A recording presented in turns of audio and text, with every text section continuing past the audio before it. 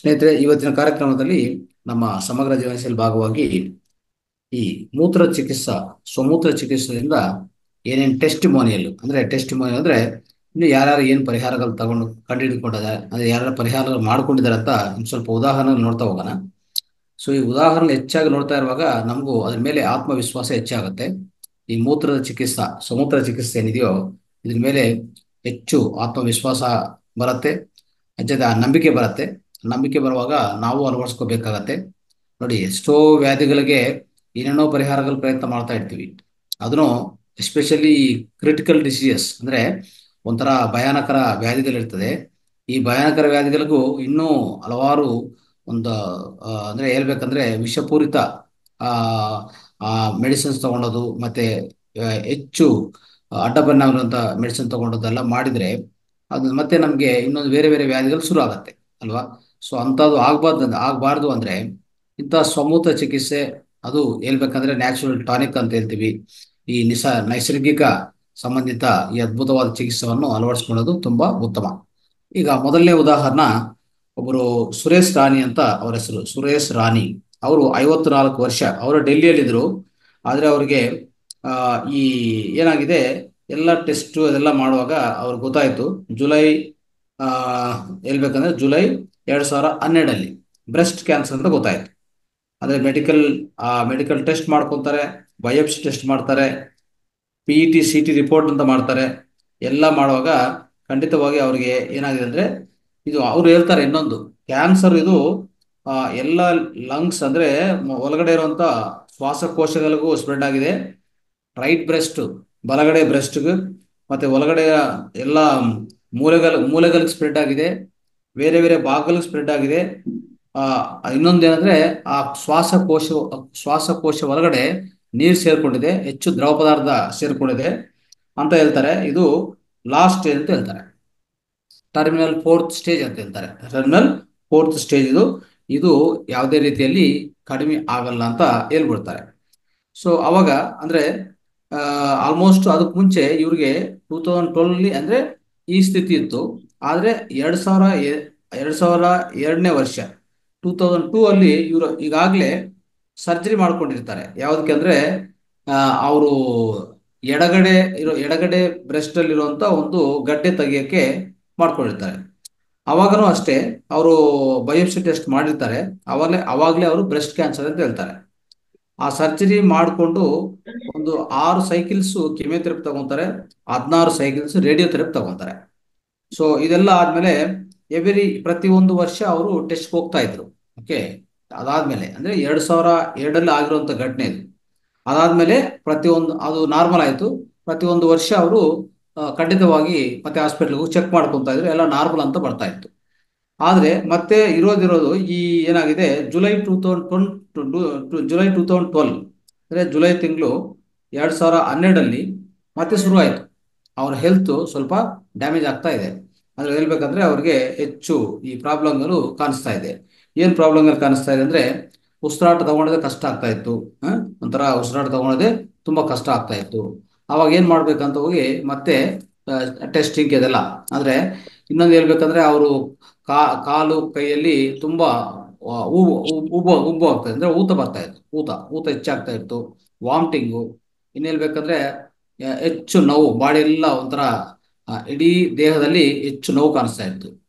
So ಅವರು ಯಾವುದೇ ರೀತಿಯಲ್ಲಿ ಯಾವುದು ಆಹಾರ ತಿಂದ್ರೂ ಅದು ಡೈಜೆಷನ್ ಆಗ್ತಾ ಇಲ್ಲ, ಒಂಥರ ಜೀರ್ಣನೂ ಆಗ್ತಾ ಇಲ್ಲ, ತುಂಬಾ ವೀಕ್ ಆಗಿದ್ರು. ಸೊ ಅವರು ಕೂತ್ಕೊಂಡು ಮತ್ತೆ ಎದ್ಬೇಕಂದ್ರೆ ಕಷ್ಟ. ಅಂದ್ರೆ ಟೋಟಲಿ ಬೆಡ್ ರಿಡನ್ ಅಂದ್ರೆ ಕೂತ್ಕೊಳ್ಳೋಕ್ಕೂ ಆಗಲ್ಲ, ಮತ್ತೆ ಮಲ್ಕೊಂಡು ಮತ್ತೆ ಎದ್ದಕ್ಕೂ ಆಗಲ್ಲ ಅಂತ ಪರಿಸ್ಥಿತಿ, ಬೆಡ್ ರಿಡನ್ ಆಗ್ಬಿಟ್ರು.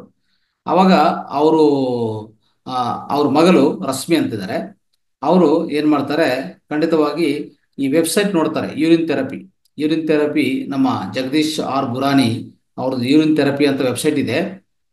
ವೆಬ್ಸೈಟ್ ನೋಡ್ತಾರೆ.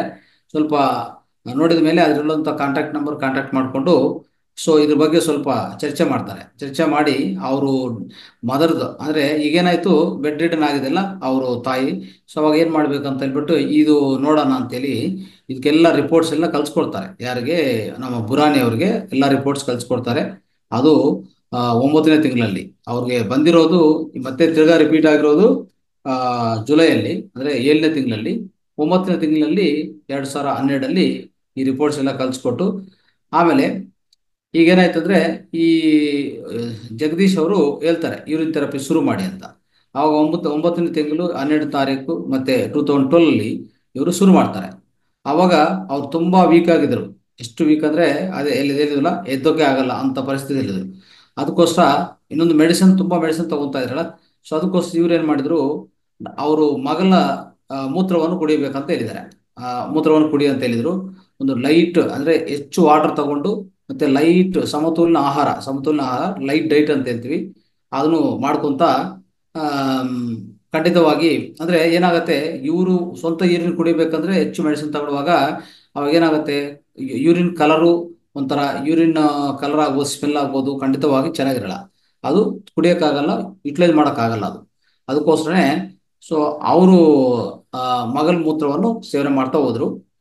ಮತ್ತೆ ಇನ್ನು ಹೇಳ್ಬೇಕಂದ್ರೆ ಅವರು ಸ್ವಂತ ಮೂತ್ರವನ್ನು ಸ್ವಲ್ಪ ಚೆನ್ನಾಗಿ ನೀರು ಕುಡಿದು, ಚೆನ್ನಾಗಿ ಒಂದು ಲೈಟ್ ಡೈಟ್ ತಗೊಂಡು, ಅವ್ರ ಸ್ವಂತ ಮೂತ್ರವನ್ನು ಕಲೆಕ್ಟ್ ಮಾಡಿಕೊಂಡು ಅದನ್ನು ಬಾಡಿ ಮಸಾಜ್ ಮಾತ್ರ ಉಪಯೋಗಿಸ್ಕೊಂತ ಇದ್ರು. ಆದ್ರೆ ಅವ್ರ ಮಗಲ ಮೂತ್ರವನ್ನು ಸೇವನೆ ಮಾಡ್ತಾ ಇದ್ರು. ಈ ತರ ಏನಾಗಿದೆ, ಒಂದು 3 ದಿವಸದಲ್ಲೇ ಹೇಳ್ಬೇಕಂದ್ರೆ ಒಂಥರ 3 ದಿವಸ ಅಷ್ಟೇ, 3 ದಿವಸ ಈ ಯೂರಿನ್ ಥೆರಪಿ ಶುರು ಮಾಡಿದ ಮೇಲೆ 3 ದಿವಸಕ್ಕೆ ಒಂಥರ ಎನರ್ಜಿ ಬಂದತಾ ಆಯ್ತು. ಅವ್ರ ಶಕ್ತಿ ಅಂದ್ರೆ ಒಂಥರ ದೇಹದಲ್ಲಿ ಶಕ್ತಿ ಬರೋ ತರ ಆಯ್ತು. ಸ್ವಲ್ಪ ಆ, ಏನೋ ಒಂಥರ ಬಲವಾದ ಆ ಫೀಲಿಂಗ್ ಅಂತ ಅವ್ರಿಗೆ ಬಂತು, ಆ ಯಾವ್ದ್ರಲ್ಲಿ, ದೇಹದಲ್ಲಿ. ಸೊ ಈ ತರ ಇರುವಾಗ ಸೊ ಮತ್ತೆ ಅವರು ಬ್ರೀತಿಂಗು ಸ್ವಲ್ಪ ನಾರ್ಮಲ್ ಆಗ್ತಾ ಬರ್ತಾ ಇದೆ. ಅಂದ್ರೆ ಸೊ ಯಾವುದೇ ಪ್ರಾಬ್ಲಮ್ ಇಲ್ಲ ಅಂದ್ರೆ ಬ್ರೀತಿಂಗು, ಉಸಿರಾಟ ಮಾಡೋದು ಶುರು ಮಾಡ್ಕೊಂಡಿದ್ದಾರೆ. ಸೊ ಆಮೇಲೆ ಆ ಅವರೇ ಸ್ವಂತವಾಗಿ ಕೂತ್ಕೊಳ್ಳೋದು ಶುರು ಮಾಡ್ಕೊಂಡಿದ್ದಾರೆ. ಕೂತ್ಕೊಳ್ಳೋದು ಶುರು ಮಾಡಿದ್ರು. ಸೊ ಈ ಯೂರಿನ್ ಥೆರಪಿಯನ್ನು ಹಾಗೆ ಕಂಟಿನ್ಯೂ ಮಾಡ್ತಾ ಇದ್ರಲ್ಲ, ದಿನ ದಿನ ಅವ್ರ ಆರೋಗ್ಯ ಸೊ ಹೆಚ್ಚಾಗ್ತಾ ಇದೆ, ಆರೋಗ್ಯ ಚೆನ್ನಾಗಿ ಆಗ್ತಾ ಬಂತು. ಸೊ ಕೂತ್ಕೊಳ್ಳೋದು ಎಲ್ಲ ಆಗ್ತಾ ಇತ್ತು. ಸೊ ಈ ತರ ಅಳವಡಿಸ್ಕೊಂಡು ಸ್ನೇಹಿತರೆ, ಸೊ ಹೆಚ್ಚು ನೀರು ಕುಡಿಯೋದು, ಜ್ಯೂಸಸ್ ಕುಡಿಯೋದು, ಲೈಟ್ ಡೈಟ್ ತಗೋದು, ಸೊ ಇದು ಮಾಡ್ತಾ ಹೋಗೋದು ಅವರು. ಇದು ಈ ತರ ಮಾಡ್ಕೊಂತ ಹೋದ್ರು. ಮತ್ತೆ ದಿನಕ್ಕೆ 2 ಸರಿ ಬಾಡಿ ಮಸಾಜ್ ಮಾಡ್ಕೊಂತ ಇದ್ರು ಅಲ್ವಾ. ಸೊ ಈ ತರ ಮಾಡ್ಕೊಂತ 2 ವಾರದಲ್ಲಿ, ಅಂದ್ರೆ ಹೇಳ್ಬೇಕಂದ್ರೆ 14 ದಿವಸ, 14 ದಿವಸದಲ್ಲಿ ಸೊ ಅವರು ಇಮ್ಯೂನ್ ಸಿಸ್ಟಮೇ ಸ್ವಲ್ಪ ಚೇಂಜ್ ಆಯಿತು. ಖಂಡಿತವಾಗಿ ತುಂಬಾ ಅವರು ಆರೋಗ್ಯ ಸ್ಟೇಬಲ್ ಆಯಿತು, ಒಂಥರ ಸ್ಥಿರವಾಯಿತು. ಆಮೇಲೆ ಶಕ್ತಿ ಬಂತು, ಅವ್ರ ಒಳಗಡೆ, ದೇಹ ಒಳಗಡೆ ಶಕ್ತಿ ಬಂತು. ಸೊ ಈಗ ಅವರು ಸ್ವಂತವಾಗಿ ಸ್ವಲ್ಪ ತಿನ್ನಕ್ಕೆ, ಡೈಜೆಸ್ಟ್ ಮಾಡೋಕ್ಕೆ ಏನು ತೊಂದರೆ ಇಲ್ಲ. ಸೊ ಆಮೇಲೆ ಸೊ ಅವ್ರು ಎದ್ದು ನಿಂತ್ಕೊಂಡು ಸ್ವಲ್ಪ ಸ್ಲೋ ಆಗಿ ವಾಕಿಂಗ್ ಮಾಡ್ತಾ ಹೋದ್ರು, ಅಂದ್ರೆ ನಡಕ ಪ್ರಾರಂಭಿಸ್ಕೊಂಡಿದ್ದಾರೆ. ಸೊ ಇನ್ನು ಅವ್ರ ದೇಹದಲ್ಲಿರುವಂತ ಎಲ್ಲಾ ಸ್ವೆಲ್ಲಿಂಗ್, ಆ ಊತ ಏನಿದೆಯೋ, ಆ ಉಬ್ಬು ಅನ್ನೋದು ಊತ ಏನಿದೆಯೋ ಅದೆಲ್ಲ ಕಡಿಮೆ ಆಗ್ತಾ ಬಂತು. ದೇಹದಲ್ಲಿರುವಂತ ಪೇಯ್ನು ಕಡಿಮೆ ಆಗ್ತಾ ಬಂತು. ಆಮೇಲೆ ಅವರು ಅಂದ್ರೆ ಈ ಶ್ವಾಸಕೋಶ ಒಳಗಡೆ ಇರುವಂತ ದ್ರವ ಪದಾರ್ಥ ಎಲ್ಲ ಅದನ್ನು ಕಡಿಮೆ ಆಗ್ತಾ ಬಂತು. ಯಾವುದೇ ರೀತಿಯಲ್ಲಿ ಉಸಿರಾಡ ತೊಂದರೆ ಆಗ್ತಾ ಇಲ್ಲ, ಆ ಸ್ಥಿತಿ ಬಂದಿದ್ದಾರೆ ನೋಡಿ. ಸೊ ಯಾವುದೇ ಬೇರೆ ಸಹಾಯ ಇಲ್ಲ, ಮತ್ತೆ ಇದರಿಂದ ಯೂರಿನ್ ಥೆರಪಿಯಿಂದ ಆಯ್ತು. ಮತ್ತೆ ಆ ಇನ್ನೊಂದೇನಂದ್ರೆ, ಇವ್ರಿಗೆ ಡಾಕ್ಟರ್ ಹತ್ರ ಹೋಗ್ತಾ ಇರ್ತಾರೆ ಟೆಸ್ಟಿಂಗ್ ನಾರ್ಮಲ್ ಆಗಿ, ಅಂದ್ರೆ ಏನಾಗಿದೆ, ಹೆಂಗಿದೆ ಅಂತ. ಇವರು ಆರೋಗ್ಯ ಚೆನ್ನಾಗಿ ಆಗ್ತಾ ಇದ್ರು ಜನರಲಿ ಈ ಕ್ಯಾನ್ಸರ್ ಡಾಕ್ಟರ್ ಹತ್ರ ಹೋಗು, ಸ್ವಲ್ಪ ಅಲ್ಲಿ ಸ್ಕ್ರೀನಿಂಗ್ ಮಾಡ್ಕೊಳ್ಳೋದು ಉತ್ತಮ. ಅಂದ್ರೆ ಕ್ಯಾನ್ಸರ್ ಸೆಲ್ಸ್ ಇದೆಯಾ ಹೋಗಿದೆಯಾ ಅಂತ ತಿಳ್ಕೊಬೇಕಲ್ಲ. ಅವಾಗ ಅವ್ರು ಹೇಳಿದ್ರು ಡಾಕ್ಟರು, ಸ್ವಲ್ಪ ಲೈಟ್ ಕೆಮಿಯೋಥೆರಪಿ ಒಂದು 7 ಡೇಸ್ ಗ್ಯಾಪಲ್ಲಿ, ಒಂದೊಂದು 7 ದಿವಸ ಗ್ಯಾಪಲ್ಲಿ ಒಂದು ಲೈಟ್ ಕೆಮಿಯೋಥೆರಪಿ ತಗೊಳ್ಳಿ, ಇನ್ನೂ ತುಂಬಾ ಅಂದ್ರೆ ವೇಗವಂತ ಫಲಿತಗಳಿರುತ್ತೆ, ನಿಮಗೆ ಪೂರ್ತಿ ವಾಸಿ ಆಗ್ಬೋದು ಅಂತ ಹೇಳ್ತಾರೆ. ಸೊ ಅವಾಗ ಅವ್ರು ಹೇಳಿದೆ ಅಂದ್ರೆ, ಈ ಕೆಮಿಯೋಥೆರಪಿ ತಗೊಂಡ್ರೆ ಖಂಡಿತವಾಗಿ ಆ ಕ್ಯಾನ್ಸರ್ ಸೆಲ್ ಸಾಯಿಸ್ತದೆ, ಅದು ಕರೆಕ್ಟೇ.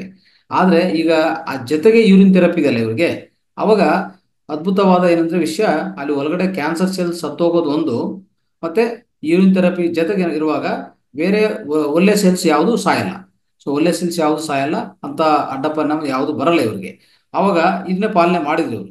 ಸೊ ಮತ್ತೆ ಏನಾಗತ್ತೆ, ಒಂದು ಡಾಕ್ಟರ್ ಹರಿಗೋಯಲ್ ಅಂತ ಇದ್ದಾರೆ, ಅವರು cancer hospital, action cancer hospital ಡೆಲ್ಲಿಯಲ್ಲಿ. ಸೊ ಅವಾಗ ಅಲ್ಲಿ ಹೋಗಿ ತೋರಿಸ್ತಾರೆ. ಅವರು ಡಾಕ್ಟರು ಇವ್ರ ಹೆಲ್ತ್ ನೋಡಿದ ತಕ್ಷಣ ತುಂಬಾ ಹ್ಯಾಪಿ ಆಗ್ತಾರೆ. ಸೊ ಆಮೇಲೆ ಇದೆ ಇಲ್ಲಿ ಅವ್ರು ಹೇಳಿದ ಸಜೆಷನ್ ಪ್ರಕಾರ ಒಂದು 7 ಡೇಸ್ ಗ್ಯಾಪಲ್ಲಿ, 7 ಡೇಸ್ ಗ್ಯಾಪಲ್ಲಿ ಈ 7 ಅಂದ್ರೆ ಒಂದು 7 ಸೈಕಲ್ಸ್ ಕೆಮಿಯೋಥೆರಪಿ ತಗೊಂತಾರೆ. ತಗೊಂಡಾಗ ಹರಿಗೋಯಲ್ ಅಂತ ಈ ಡಾಕ್ಟರು ನೋಡ್ತಾ ಇರ್ತಾರೆ.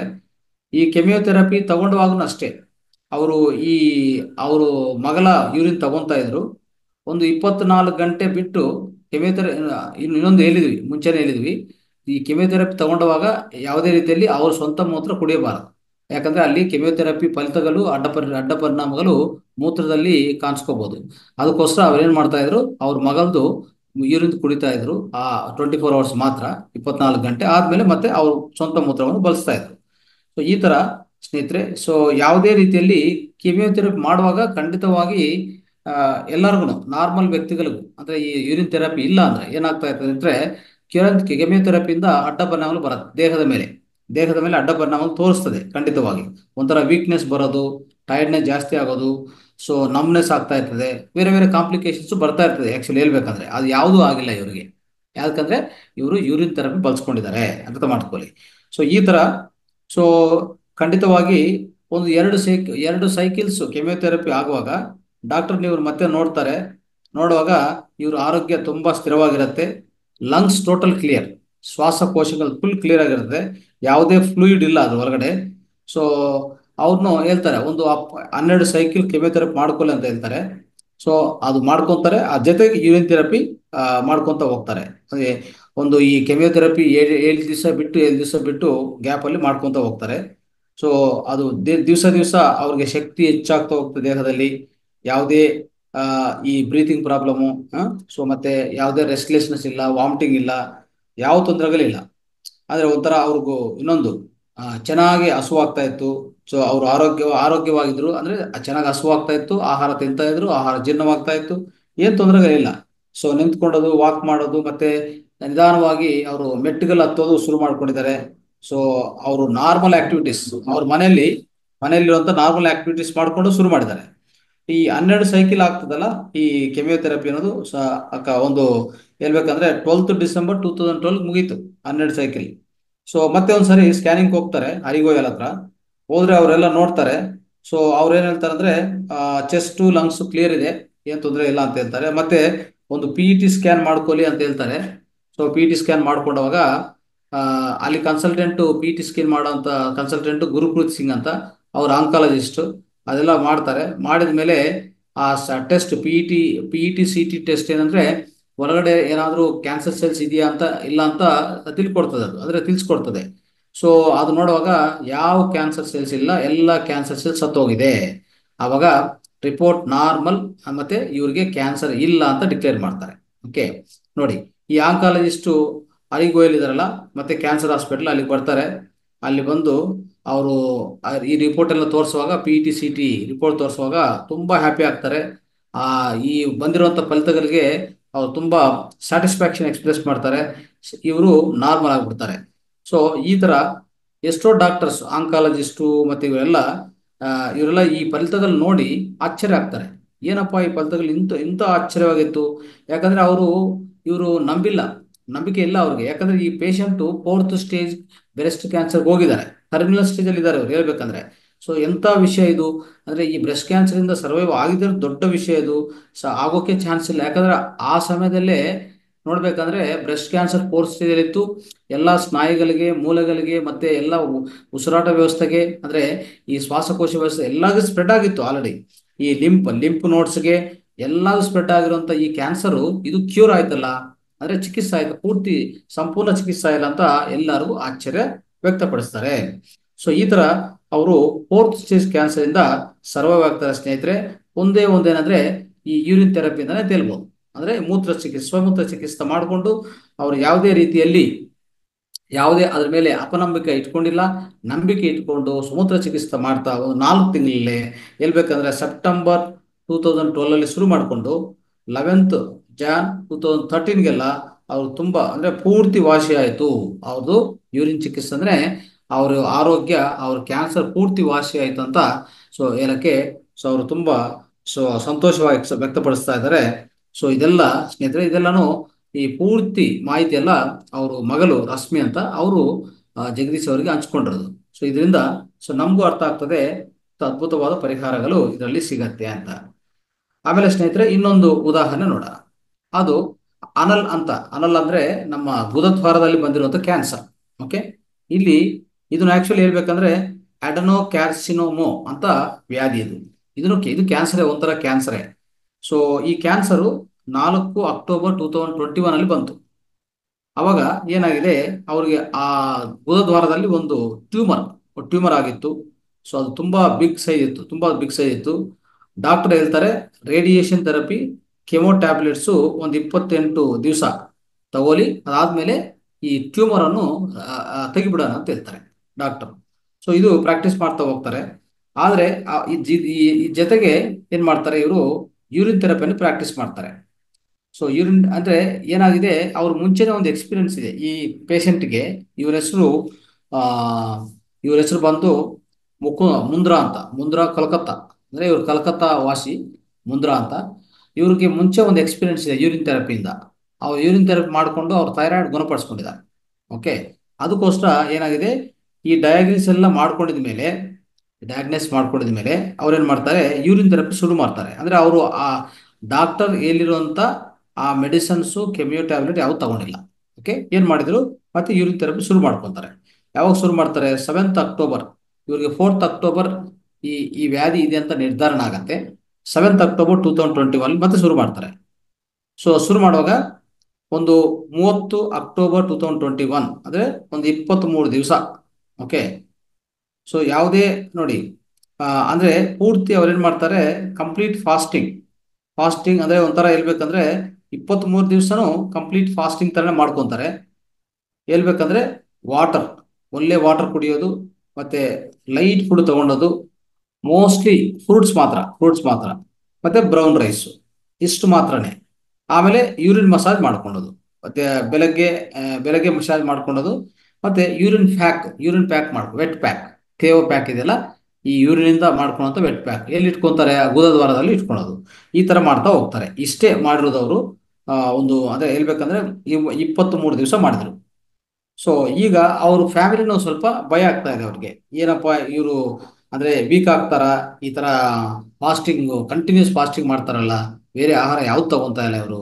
ಯೂರಿನ್ ತಗೊಂತಾರೆ, ಆಮೇಲೆ ಮತ್ತೆ ಒಳ್ಳೆ ನೀರು ಕುಡಿತಾರೆ, ಲೈಟ್ ಡೈಟ್ ತಗೊಂತಾರೆ. ಸೊ ಈ ತರ ಹೆಚ್ಚಾಗಿ ಫ್ರೂಟ್ಸ್ ಸೇವನೆ ಮಾಡ್ತಾರೆ ಯೂರಿನ್ ಜೊತೆಗೆ ಅಲ್ವಾ. ಇಂಥ ಮಾಡುವಾಗ ವೀಕ್ ಆಗ್ತಾರೆ ಅಂತ ಅನ್ಕೊಂತಾರೆ. ಆದ್ರೆ 23 ದಿವಸ ಆದ್ರೂ ಏನು ವೀಕ್ನೆಸ್ ಕಾಣಿಸಿಲ್ಲ ಅವ್ರ ಒಳಗಡೆ, ಎಂತ ಅಲಸಟೆ ಕಾಣಿಸಿಲ್ಲ. ಸೊ ಹೇಳ್ಬೇಕಂದ್ರೆ ಆ ಮತ್ತೆ ಇನ್ನು ತುಂಬಾ ಅಂದ್ರೆ ಅವ್ರ ಫೇಸ್ ಅಲ್ಲಿ ತುಂಬಾ ಕಲೆ ಬಂತು, ಒಂಥರ ತುಂಬಾ ಕಾಂತಿ ಬಂತು. ಅವ್ರ ಫೇಸ್ ಅಲ್ಲಿನೂ ತುಂಬಾ ಕಾಂತಿ ಬಂತು. ಯಾವುದೇ ರೀತಿಯಲ್ಲಿ ಅವ್ರ ಒಳಗಡೆ ಅಲಸಟೆ ಅಂತ ಕಾಣಿಸಿಲ್ಲ. ಆಮೇಲೆ ಇವರು ಆ ಈ 23 ದಿವಸ ತಗೊಂಡಿದ್ರಲ್ಲ, ಆ ಟೈಮಲ್ಲಿ ಅವ್ರು ಆಕ್ಚುಲಿ ಡಯಾಬಿಟಿಕ್ ಪೇಷಂಟು ಆಗಿದ್ರು. ಸೊ ಆ 23 ದಿವಸ ಏನ್ ಮಾಡ್ತಾರೆ, ಡಯಾಬಿಟಿಕ್ ಪೇಷಂಟ್ ಆಗಿದ್ರು ಆ ಟ್ಯಾಬ್ಲೆಟ್ಸ್ ತಗೊಂಡಿಲ್ಲ. ಯಾಕಂದ್ರೆ ಯೂರಿನ್ ಥೆರಪಿ ಮಾಡ್ಕೊಂತ, ಲೈಟ್ ಡೈಟ್ ಮಾಡ್ಕೊಂತ, ಓನ್ಲಿ ಫ್ರೂಟ್ಸು, ಹಣ್ಣುಗಳು ಮತ್ತೆ ಬ್ರೌನ್ ರೈಸು ಸ್ವಲ್ಪ ತಗೊಂತ ಹೋಗ್ತಾ ಇದ್ರಲ್ಲ, ಅವಾಗ ಟ್ಯಾಬ್ಲೆಟ್ ಬಿಟ್ಬಿಟ್ಟಿದ್ದಾರೆ. ಈ ಡಯಾಬಿಟಿಕ್ ಟ್ಯಾಬ್ಲೆಟ್ ಬಿಟ್ಬಿಡಿ. ಆದ್ರೂ ಅವ್ರು ನೋಡುವಾಗ 80 mg to 100 mg ಮಾತ್ರ ಇತ್ತು. ಏನದ್ರಲ್ಲಿ ಚೇಂಜಸ್ ಆಗಿಲ್ಲ. So, ಯಾವುದೇ ರೀತಿಯಲ್ಲಿ ಅವ್ರಿಗೆ ಬಾಧೆ ಅಂತೂ ಕೊಟ್ಟಿಲ್ಲ. ಸೊ ಈ ತರ ಇರುವಾಗ ಅವ್ರಿಗೆ ಒಂದು ಈ ಫಂಗಸ್ ಇತ್ತು. ತುಂಬಾ ಅಂದ್ರೆ ಒಂಥರ ದೀರ್ಘಕಾಲ ಫಂಗಸ್ ಇತ್ತು. ಅದನ್ನು ಇದರಿಂದನೇ ಈ ಯೂರಿನ್ ಥೆರಪಿ ಮಾಡುವಾಗ 23 ದಿವಸದಲ್ಲಿ ಅದನ್ನು ವಾಸಿ ಆಯಿತು. ಸೊ ಇನ್ನು ಹೇಳ್ಬೇಕಂದ್ರೆ ಯಾವುದೇ ರೀತಿಯಲ್ಲಿ ಅವ್ರಿಗೆ ಆ ಗುದದ್ವಾರ ಹತ್ರ ಆ ಟ್ಯೂಮರ್ ಇಂದ ಯಾವುದೇ ನೋವು ಆಗಿಲ್ಲ, ನೋವು ಆಗಿಲ್ಲ. ಸೊ ಈ ಬುರಾನಿ ಹೇಳಿರುವಂತ ಈ ಯೂರಿನ್ ಥೆರಪಿ ಏನ್ ಚಿಕಿತ್ಸೆ ಇದೆಯೋ, ಆ ಚಿಕಿತ್ಸೆ ಖಂಡಿತವಾಗಿ ಫಾಲೋ ಮಾಡ್ತಾ ಹೋದ್ರು. ಆಮೇಲೆ ಸೊ ಅವಾಗವಾಗ ಈ ಜಗದೀಶ್ ಜೊತೆಗೆ ಅವ್ರು ಕಾಂಟ್ಯಾಕ್ಟ್ ಇಟ್ಕೊಂಡಿದ್ರು. ಯಾವುದೇ ಸಲಹೆ ಬೇಕಂದ್ರು ಅದು ಬೇಕಂದ್ರು ತಗೊಂತಾ ಇದ್ರು. ಸೊ ಜಗದೀಶ್ ಅವ್ರು ಹೇಳಿದ್ದಾರೆ ಏನಂತಂದ್ರೆ, 1 ಮಂತ್ ನೀವು ಈ ತರ ಮಾಡ್ಕೊಂತ ಹೋಗಿ ಆ ಟ್ಯೂಮರು ಪೂರ್ತಿ ಹೊಟ್ಟೋಗುತ್ತೆ ಅಂತ ಹೇಳ್ತಾರೆ. ಸೊ ನಿಮ್ಮ ಕ್ಯಾನ್ಸರ್ ಅನ್ನು ಖಂಡಿತವಾಗಿ ಕ್ಯೂರ್ ಆಗುತ್ತೆ, ಏನ್ ತೊಂದರೆ ಇಲ್ಲ ಅಂತ ಹೇಳ್ಬಿಟ್ಟು ಅವ್ರು ಹೇಳ್ತಾರೆ. ಸೊ ಅವಾಗ ಯೂರಿನ್ ಥೆರಪಿಯನ್ನು ಪೂರ್ತಿ ಸ್ಟ್ರಿಕ್ಟ್ ಆಗಿ ಫಾಲೋ ಮಾಡ್ತಾರೆ. ಸೊ ಫಾಲೋ ಮಾಡ್ಕೊಂಡಿದ ಮೇಲೆ ಅದು ಪೂರ್ತಿ ಹೊಟ್ಟೋಯ್ತು. ಅಂದ್ರೆ ಹೇಳ್ಬೇಕಂದ್ರೆ ಆ ಈ ಈ ಟ್ಯೂಮರ್ ಅನ್ನೋದೇ ಪೂರ್ತಿ ಆ ಗಡ್ಡೆನೆ ಹೊಟ್ಟೋಗಿದೆ, ಇನ್ನೇನು ಮತ್ತೆ ಅದು ಕಾಣಿಸ್ತಾ ಇಲ್ಲ, ಅದು ಪೂರ್ತಿ ಮಾಯ ಆಗಿದೆ ಅಂತ ಇವ್ರಿಗೆ ಕಂಡಿಡ್ತು. ಸೊ ಈ ತರ ಮಾಡಿಕೊಂಡು ಅವ್ರ ದೇಹವನ್ನು ಸರಿ ಮಾಡ್ಕೊಂಡಿದ್ರೆ, ಆರೋಗ್ಯವನ್ನು ಸರಿ ಮಾಡ್ಕೊಂಡಿದ್ರೆ, ಒಂಥರ ದೊಡ್ಡ ಸರ್ವಿಸ್ ಮಾಡ್ತಾ ಇದ್ದಾರೆ ಇವರು ಜಗದೀಶ್ ಅವರು ಇಡೀ ಈ ಮಾನವ ಕುಲಕ್ಕೆ ಅಂತ ಅವರು ಹೇಳ್ತಾ ಇದ್ದಾರೆ. ಅಂದ್ರೆ ಇಂಥ ಅದ್ಭುತವಾದ ಫಲಿತ ಸ್ನೇಹಿತರೆ ಇದು. ಆದ್ರೆ ಅವ್ರಿಗೆ ಬುಧದ್ವಾರ ಬಂದಿರುವಂತ ಅದನ್ನು ಸರಿಪಡಿಸ್ಕೊಂಡಿದ್ದಾರೆ ಅಂತ ಹೇಳ್ಬೋದು. ಆಮೇಲೆ ನೋಡ್ಕೊಳ್ಳಿ, ಈಗ 3ನೇ ಉದಾಹರಣೆ ಪ್ಯಾರಾಲಿಸಿಸ್. ಪ್ಯಾರಾಲಿಸಿಸ್ ಹೇಗಾಯಿತು ಅಂತ ನೋಡೋಣ. ಪ್ಯಾರಾಲಿಸಿಸ್ ಹೇಗೆ ಪರಿಹಾರ ಮಾಡ್ಕೊಂಡು ನೋಡೋಣ ಈ ಮೂತ್ರ ಚಿಕಿತ್ಸೆಯಿಂದ. ಇವ್ರ ಹೆಸರು ಕುಪ್ಪಸ್ವಾಮಿ ಅಂತ. ಅವರು 75 ವರ್ಷ ವಯಸ್ಸವರಿಗೆ. ಇವರಿಗೆ ಪ್ಯಾರಾಲಿಸಿಸ್ ಬಂತು, ಪಾರ್ಶ್ವವಾಯು ಆಯಿತು. ಸೊ ಅವ್ರು ಹಾಸ್ಪಿಟಲ್ ಅಡ್ಮಿಟ್ ಮಾಡಿದ್ರು. ಟೆಸ್ಟು ಡಯಾಗ್ನೋಸ್ ಎಲ್ಲ ಮಾಡ್ತಾರೆ, ಮಾಡಿ ಡಿಸ್ಚಾರ್ಜ್ ಮಾಡ್ತಾರೆ. ಒಂದು 30 ದಿವಸ ಇಟ್ಕೊಂಡು ಡಿಸ್ಚಾರ್ಜ್ ಮಾಡ್ತಾರೆ. ಆದ್ರೂ ಅವ್ರಿಗೆ ಅವ್ರಿಗೆ ಏನಾಗಿದೆ ಅಂದರೆ ಈ ಪ್ಯಾರಾಲಿಸಿಸ್ ಇಂದ ಅವರು ಈ ಬಲಗಡೆ ಇರುವಂಥ ಎಲ್ಲ ದೇಹದ ಭಾಗ ಪೂರ್ತಿ ಒಂಥರ ನಿಂತೋಯ್ತು. ಅಂದ್ರೆ ಏನು ಕೆಲಸ ಮಾಡಲ್ಲ. ಆ ಒಂದು ಈ ಕಾಲಾಗ್ಬೋದು, ಕೈ ಆಗ್ಬೋದು, ಅವ್ರು ಅಲ್ಲಾಡ್ಸಕ್ಕಾಗಲ್ಲ. ಒಂಥರ ಸ್ಟಿಫ್ ಆಗ್ಬಿಟ್ಟಿದೆ. ಅಂದ್ರೆ ಹೇಳ್ಬೇಕಂದ್ರೆ ಸ್ಟಿಫ್ ಆಗ್ಬಿಟ್ಟಿದೆ. ಯಾವ್ದು ಮೂವ್ ಮಾಡೋಕ್ಕೆ ಆಗಲ್ಲ ಅವ್ರ ಕೈಯಲ್ಲಿ. ಆ ಥರ ಇತ್ತು. ಅವ್ರ ರೈಟ್ ಲೆಗ್ಗು ರೈಟ್ ಹ್ಯಾಂಡು ಎರಡೂ ಅಷ್ಟೇ ಆ ಥರ ಆಯಿತು. ಸರಿ ಅಂತ ಹೇಳ್ಬಿಟ್ಟು ಇವರು ಇನ್ನೊಂದೇನಂದ್ರೆ ಇವ್ರಿಗೆ ಯಾವುದೇ ಕೆಳಗೆ ಹೋಗ್ಬೇಕಂದ್ರೂ ಮೇಲೆ ಬರಬೇಕು, ನಡಿಬೇಕಂದ್ರೂ ಇಬ್ರು ಸಪೋರ್ಟ್ ಬೇಕು. ಇಬ್ರು ವ್ಯಕ್ತಿಗಳು ಸಪೋರ್ಟ್ ಬೇಕೇ ಬೇಕಾಗತ್ತೆ. ಸೊ ಆ ಥರ ಇತ್ತು. ಇನ್ನೊಂದು ಅವ್ರಿಗೆ ಮಾತುಗಳು ಸ್ಟಾಪ್ ಆಯಿತು. ಮಾತುಗಳು ಮಾತಾಡೋಕ್ಕೂ ಬರ್ತಾ ಇಲ್ಲ. ಒಂದು ವರ್ಡ್ ಸರಿಯಾಗಿ ಮಾತಾಡೋಕ್ಕಾಗಲ್ಲ. ಸೊ ಅವರು ಮಾತಾಡೋಕ್ಕೆ ಸರಿಯಾಗಿ ಆಗಲ್ಲ. ಯಾವುದೇ ಒಂದು ಏನು ಮಾಡ್ತಾರೆ, ಈ ಒಂಥರ ಸೌಂಡ್ ಅಂದರೆ ಈ ಗುರುತುಗಳು ತೋರಿಸೋದು ಈಗೀಗ ಅಂತ ತೋರಿಸ್ತಾ ಇರ್ತಾರೆ. ಸೊ ಅವಾಗ ಇನ್ನೊಬ್ರು ಅರ್ಥ ಮಾಡ್ಕೊಂಡು ಅವ್ರಿಗೆ ಸಹಾಯ ಮಾಡಬೇಕು. ಇಲ್ಲಾಂದ್ರೆ ಮಾತುಗಳು ಹೊಟ್ಟೋಯ್ತು. ಸೊ ಈಗ ಇವರು ಯೂರಿನ್ ಥೆರಪಿ ಶುರು ಮಾಡ್ತಾರೆ. ಮಾಡಿದ ಮೇಲೆ ಒಂದು 75 ದಿವಸ ಈ ಯೂರಿನ್ ಚಿಕಿತ್ಸೆ ಬುರಾನಿ ಅವರು ಅಂದ್ರೆ ಜಗದೀಶ್ ಬುರಾನಿ ಅವರು ಇಲ್ಲಂತ ಈ ಚಿಕಿತ್ಸೆಯನ್ನು ಪಾಲನೆ ಮಾಡುವಾಗ 75 ದಿವಸ ಅಷ್ಟೇ.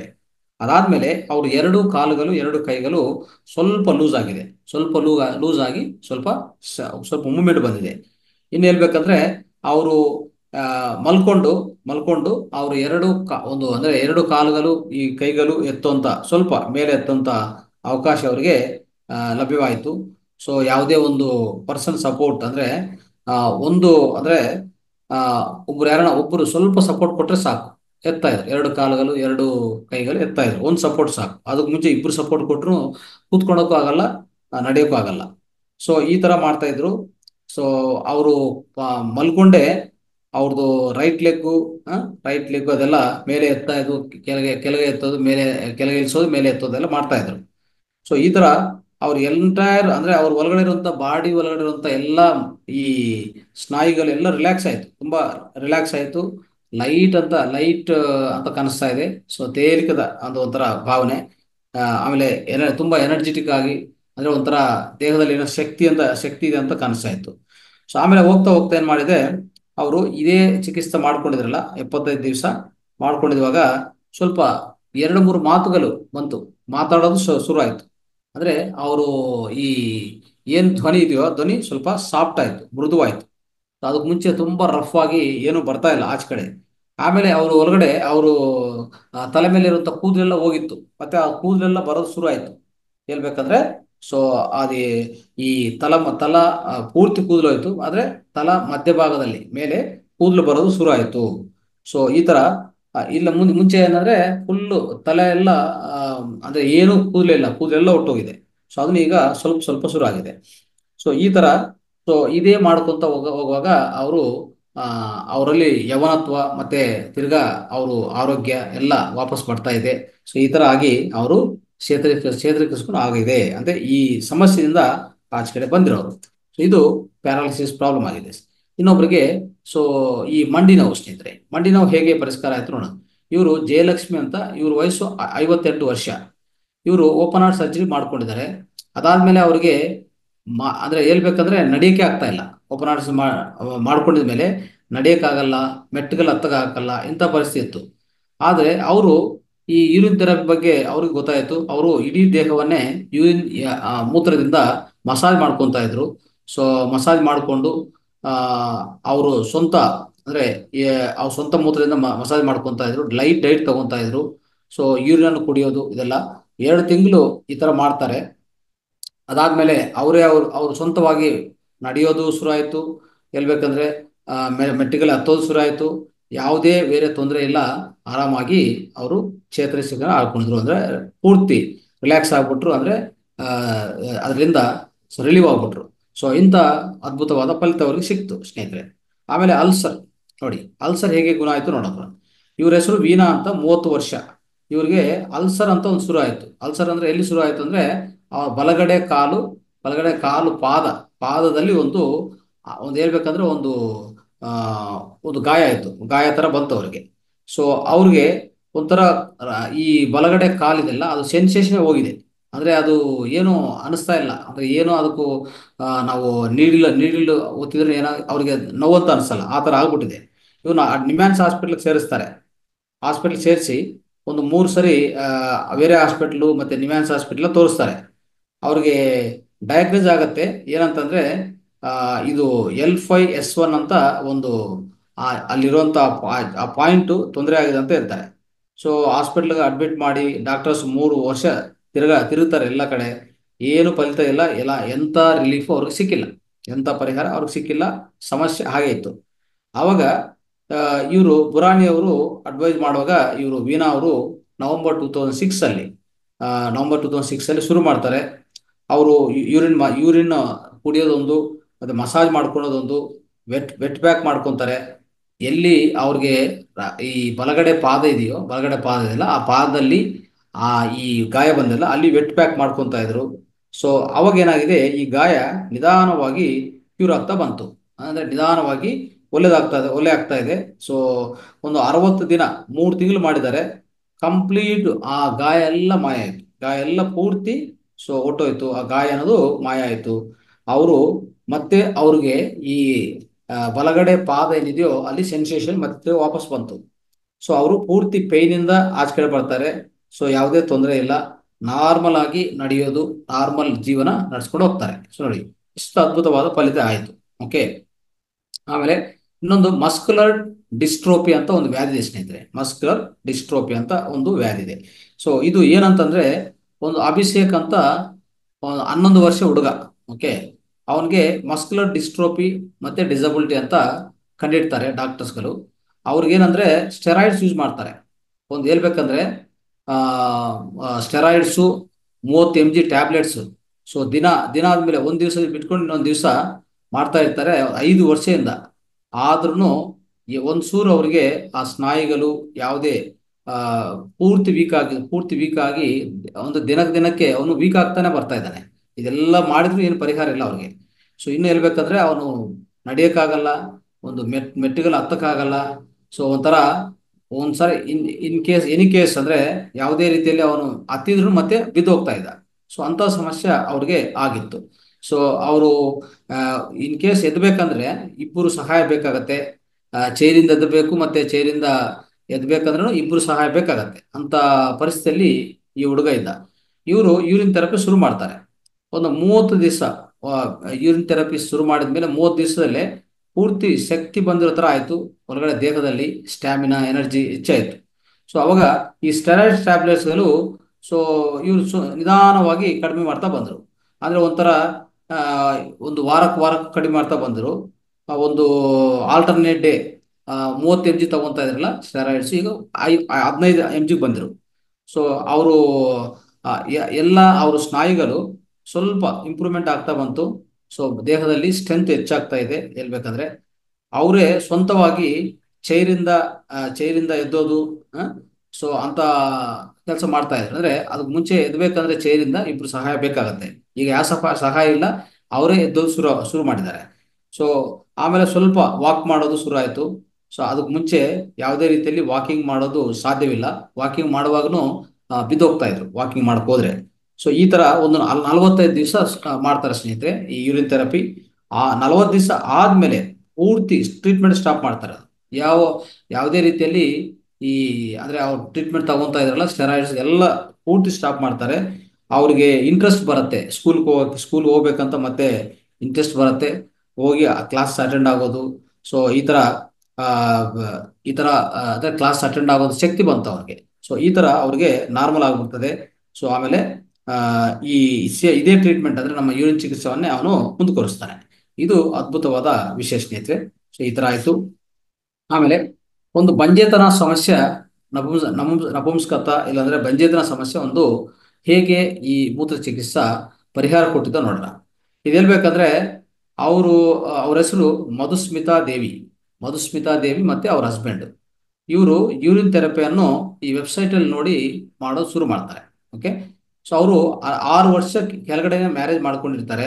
6 ವರ್ಷ ಕೆಳಗಡೆ ಅಂದ್ರೆ ಒಂದು 4 ವರ್ಷ ಆದ್ಮೇಲೆ ಮಕ್ಕಳು ಪ್ಲಾನಿಂಗ್ ಅಂತ ಮಾಡ್ಕೊತಾರೆ. ಆದ್ರೆ ಎಷ್ಟೇ ಎಷ್ಟೇ ಪ್ರಯತ್ನ ಮಾಡಿದ್ರು, ಎಫರ್ಟ್ ಮಾಡಿದ್ರು ಅವ್ರಿಗೆ ಮಕ್ಕಳಾಗ್ತಾ ಇಲ್ಲ.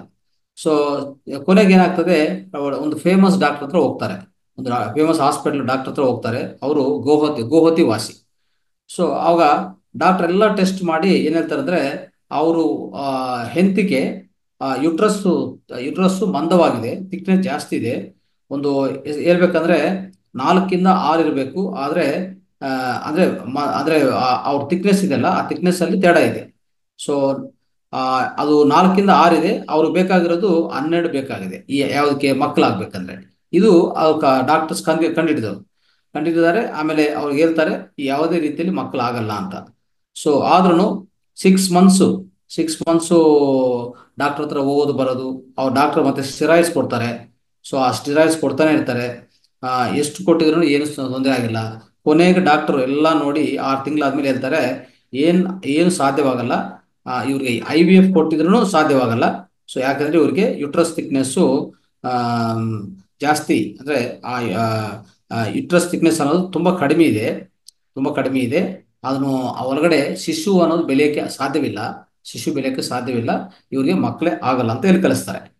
ಸರಿ ಅಂತ ಹೇಳ್ಬಿಟ್ಟು ಆ ಅವ್ರಿಗೆ ಆ ಈ ಯಾವುದೇ ರೀತಿಯಲ್ಲಿ ಇದು ಅಂದ್ರೆ ಆ ಇಬ್ರು ಆ ಇವ್ರು ಕೆಲಸ ಮಾಡೋರು ಖಂಡಿತವಾಗಿ ಅವ್ರು ಏನ್ ಮಾಡ್ತಾ ಇದ್ರು, ಆ ಅವ್ರ ಹೆಂಡತಿ 4 ವರೆಗೆ ಎದ್ದು ಈ ಮೂತ್ರ ಚಿಕಿತ್ಸೆ ಗೊತ್ತಾಯ್ತಲ್ಲ ಇವ್ರಿಗೆ.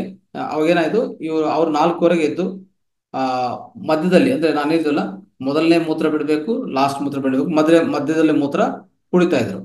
ಸೊ ಆಮೇಲೆ ಬ್ರೇಕ್ಫಾಸ್ಟ್ ತಗೊಂಡದು, ಜ್ಯೂಸ್ಗಳು, ಇದೆಲ್ಲ ಹೆಚ್ಚು ಹೆಚ್ಚು ಜ್ಯೂಸ್ಗಳು ಆ ಥರ ಕುಡಿಯೋದು, ಲೈಟ್ ಡೈಟು. ಮತ್ತೆ ಆ ಇವರು ಸ್ಕೂಲ್ಗೆ ಹೋಗೋದು, ಅಂದ್ರೆ ಇವರು ಸ್ಕೂಲಲ್ಲಿ ಕೆಲಸ ಮಾಡ್ತಾರೆ, ಹೆಂಡತಿ. ಅವ್ರು ಸ್ಕೂಲ್ಗೆ ಹೋಗೋದು, ಅಲ್ಲಿ ಫ್ರೂಟ್ಸ್ ಹೆಚ್ಚಾಗಿ ತಗೊಂತಾ ಇದ್ರು. ಈ ತರ ಆಯ್ತು.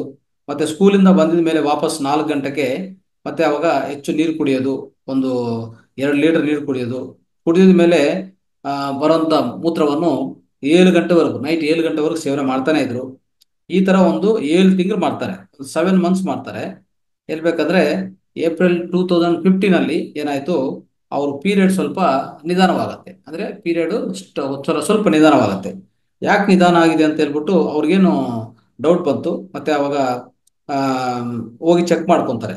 ಆಲ್ಮೋಸ್ಟ್ 1 ಮಂತ್, ಅಂದ್ರೆ 1 ತಿಂಗಳಾದ್ಮೇಲೆ ಹೋಗಿ ಚೆಕ್ ಮಾಡ್ಕೊಂತಾರೆ. ಅವಾಗ ಅವ್ರಿಗೆ ಪಾಸಿಟಿವ್ ಅಂತ ಅನಿಸ್ತು. ಅಂದ್ರೆ ಅವರು ಪ್ರೆಗ್ನೆಂಟ್ ಆಗಿದೆ ಅಂತ ಡಿಕ್ಲೇರ್ ಆಗತ್ತೆ ನೋಡಿ. ಸೊ ಈ ತರ ಆಗುವಾಗ ಪ್ರೆಗ್ನೆಂಟ್ ಅಂತ ಡಿಕ್ಲೇರ್ ಆಯಿತು. ಅದಾದ್ಮೇಲೆ ಅವ್ರಿಗೆ ಜನ್ಮ, ಅಂದ್ರೆ ಮಗು ಜನ್ಮ ಆಯಿತು. ಅವ್ರಿಗೆ ಈಗ 3 ತಿಂಗಳ ಮಗು ಇದಾರೆ ಅಂತ ಅವರೇ ತಿಳಿಸ್ತಾ ಇದ್ದಾರೆ. ಸೊ ಈ ತರ ಸ್ನೇಹಿತರೆ, ಅಂದ್ರೆ ಒಂದು ದಿವಸಕ್ಕೆ 3 ಲೀಟರ್ 3 ಲೀಟರ್ ಸಮೂತ್ರವನ್ನು ಅವರು ಸೇವನೆ ಮಾಡ್ತಾ ಇದ್ರು. ಸೊ ಈ ತರ ಅವ್ರಿಗೆ ಅದ್ಭುತವಾದ ಪರಿಹಾರ ಆಯ್ತು. ಸೊ ಇದು ನಾವು ಅರ್ಥ ಮಾಡ್ಕೋಬೇಕಾದ್ರೆ ಸ್ನೇಹಿತರೆ, ಸೊ ಅದ್ಭುತವಾದ ವಿಷಯ ಇದು ತಿಳ್ಕೊಂಡಿದ್ವಿ. ಆಮೇಲೆ ಕೊನೆಯದಾಗಿ ಒಂದು ಉದಾಹರಣೆ ನೋಡ್ಕೊಳ್ಳೋಣ ಇವತ್ತಿನ ಕಾರ್ಯಕ್ರಮಕ್ಕೆ. ಸೊ ಈಗ ಇದರಿಂದ ಈ ಸಮಗ್ರ ಜೀವನಶೈಲಿ ಮುಕ್ತಾಯ ಮಾಡ್ಬೋದು. ಏನಂತಂದ್ರೆ, ಪೈಲ್ಸ್, ಈ ಮೂಲವ್ಯಾಧಿ ಮತ್ತೆ ಅಲರ್ಜಿ ಹೇಗೆ ಗುಣ ಆಯಿತು ಈ ಸಮೂತ್ರ ಚಿಕಿತ್ಸೆಯಿಂದ ಅಂತ ನೋಡ್ಕೊಳ್ಳೋಕೆ ಪ್ರಯತ್ನ ಮಾಡೋಣ. ಅವ್ರ ಹೆಸರು ಜಗದೀಶ್ ಅಂತ, 45 ವರ್ಷ ಅವ್ರ ಹೆಸರು. 45 ವರ್ಷ. ಆದ್ರೆ ಅವ್ರಿಗೆ ಈ ಡಸ್ಟ್ ಅಲರ್ಜಿ, ಪ್ರೆಜರ್ ಅಲರ್ಜಿ ಅಂತ ಇತ್ತು. ಅದು ಅದಕ್ಕೂ ಹೆಚ್ಚಾಗಿ ಅಲೋಪತಿ ಮೆಡಿಸಿನ್ ತಗೋತಾ ಇದ್ರು. ಅದು ತಗೊಂಡಾಗ ಏನಾಯ್ತು, ಅವ್ರಿಗೆ ಮೂಲವ್ಯಾಧಿ ಬಂದ್ಬಿಡ್ತು. ಈ ಹೆಚ್ಚು ಅಲೋಪತಿ ಮೆಡಿಸಿನ್ ತಗೊಂಡಾಗ ಮೂಲವ್ಯಾಧಿ ಬಂತು. ಅವಾಗ ಏನ್ ಮಾಡ್ತಾರೆ, ಒಂದು 4 ದಿವಸ ಈ ಯೂರಿನ್ ಥೆರಪಿ ಮಾಡ್ಕೊಂತಾರೆ ಸ್ನೇಹಿತರೆ. ಸೊ ಮೊದಲನೇದಾಗಿ ಅವ್ರು ಏನ್ ಮಾಡ್ತಾರೆ, 4 ದಿವಸ ಯೂರಿನ್ ಥೆರಪಿ ಮಾಡ್ತಾರೆ, ಯಾವ್ದಕ್ಕೆ, ಅಲರ್ಜಿಗೋಸ್ಕರ. ಅವಾಗ ಈ ಯೂರಿನ್ ಥೆರಪಿ ಮಾಡುವಾಗ ಈ ಅಲರ್ಜಿ ಇಶ್ಯೂ ಖಂಡಿತವಾಗಿ ಪರಿಹಾರ ಆಯಿತು. ಅಂದ್ರೆ ಹೇಳ್ಬೇಕಂದ್ರೆ ಅವ್ರಿಗೂ 6 ಇಂದ 7 ವರ್ಷ ಸಫರ್ ಆಗಿರ್ತಾರೆ ಪೂರ್ತಿ. ಸೊ ಆದ್ರೆ ಈ 4 ದಿವಸ ಮಾಡುವಾಗನೇ ಅವ್ರಿಗೆ ಸ್ವಲ್ಪ ಗುಣ ಅನಿಸ್ತು, ಈ ಅಲರ್ಜಿ ಅನ್ನೋದು ಗುಣ ಅನಿಸ್ತು ಹೇಳ್ಬೇಕಂದ್ರೆ.